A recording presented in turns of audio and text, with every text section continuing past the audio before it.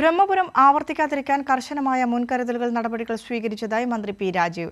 ബ്രഹ്മപുരം മാലിന്യ പ്ലാന്റിലെ നിലവിലെ സാഹചര്യവും അഗ്നിസുരക്ഷയും മാലിന്യ സംസ്കരണവുമായി ബന്ധപ്പെട്ട് നടത്തുന്ന പ്രവൃത്തികളുടെ പുരോഗതിയും മന്ത്രി പി രാജീവിന്റെ നേതൃത്വത്തിൽ നേരിട്ട് വിലയിരുത്തി.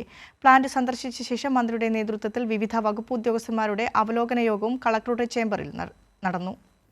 കഴിഞ്ഞ മാർച്ചിൽ ബ്രഹ്മപുരം മാലിന്യ പ്ലാന്റിൽ തീപിടുത്തമുണ്ടായ സന്ദർഭത്തിൽ കണ്ടെത്തിയ പോരായ്മകൾ പരിഹരിക്കാൻ സ്വീകരിച്ച നടപടികളുടെ പുരോഗതിയാണ് മന്ത്രിയുടെ നേതൃത്വത്തിലുള്ള യോഗം വിലയിരുത്തിയത്. ബയോമൈനിംഗ് സംവിധാനം കാര്യക്ഷമമായി പ്രവർത്തിക്കുന്നുണ്ടോ എന്ന് നേരിട്ട് സ്ഥലം സന്ദർശിച്ച് പരിശോധിച്ച് ഉറപ്പാക്കിയെന്ന് മന്ത്രി പി രാജീവ് പറഞ്ഞു. ജൂൺ മാസത്തോടെ 30% അവശിഷ്ടങ്ങൾ മാറ്റാൻ കഴിയുമെന്നും അദ്ദേഹം അറിയിച്ചു. വാഹനങ്ങൾ ബ്രഹ്മപുരം മാലിന്യ പ്ലാന്റിൽ എല്ലായിടത്തും എത്തിച്ചേരുന്നതിനുള്ള റോഡ് സൗകര്യം 85% പൂർത്തിയാക്കിയിട്ടുണ്ട്. 30 സ്ട്രീറ്റ് ലൈറ്റുകൾ 2 ആഴ്ചയ്ക്കകം കോർപ്പറേഷൻ സ്ഥാപിക്കും. നിലവിലുള്ള 5 ഹൈഡ്രന്റുകൾക്ക് പുറമെ 75 ലക്ഷം രൂപ ചെലവിൽ 12 ഹൈഡ്രന്റുകൾ അധികമായി സ്ഥാപിക്കുമെന്നും മന്ത്രി രാജീവ് വ്യക്തമാക്കി. 9 ക്യാമറകളും ഇതുകൂടാതെ ബയോമൈനിങ്ങുമായി ബന്ധപ്പെട്ട് 12 ക്യാമറകൾ, അങ്ങനെ 21 ക്യാമറകൾ ഇപ്പോൾ പ്രവർത്തിക്കുന്നുണ്ട്.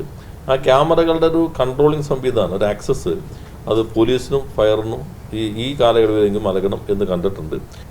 ഇതുകൂടാതെ നേരത്തെ നമ്മൾ കണ്ട കുറവ് ഫയർ വാച്ചേഴ്സ് വേണ്ടത്ര ഉണ്ടായിരുന്നില്ല എന്നുള്ളതാണ്. ഇപ്പോൾ 25 ഫയർ വാച്ചേഴ്സിനെ കോർപ്പറേഷൻ നിയോഗിച്ചിട്ടുണ്ട്.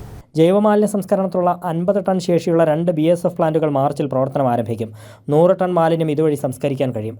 കോർപ്പറേഷന്റെ വിൻഡ്രോ പ്ലാന്റ് അറ്റകുറ്റപ്പണിയും ഉടൻ ആരംഭിക്കും. BPCLന്റെ മാലിന്യ സംസ്കരണ പ്ലാന്റ് 1 വർഷത്തിനകം പൂർത്തീകരിക്കും. കൺസൾട്ടന്റിനെ നിശ്ചയിച്ച് ഈ ആഴ്ച തന്നെ ടെൻഡർ നൽകും. പ്ലാന്റ് പൂർത്തിയാകുന്നതോടെ മാലിന്യ സംസ്കരണത്തിന് ശാശ്വത പരിഹാരമാകുമെന്നും മന്ത്രി രാജീവ് പറഞ്ഞു. കൈരളി ന്യൂസ്, കൊച്ചി.